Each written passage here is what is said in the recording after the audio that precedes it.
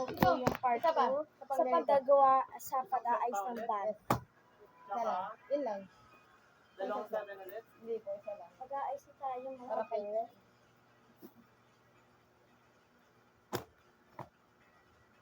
Wait lang.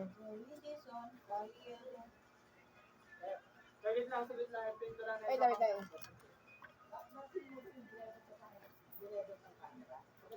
So, Hindi ko masabi. ito po mga ball Yan, tito, pen. isang set na ganun. Magkano? Lahat. Saglit lang. Isa lang yung 7. Isa lang yung 57. Lalo mo na lang ito. Isa. Sige. 5 pesos yung ano. Ito po guys, oil pastel. Suklay and lapis. Dinadala ko po yung suklay para kakailanganin po sa suklay na po.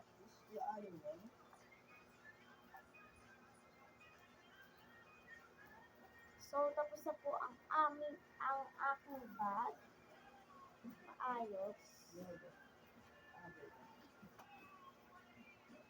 So, ready na po for school tomorrow. Wait lang po.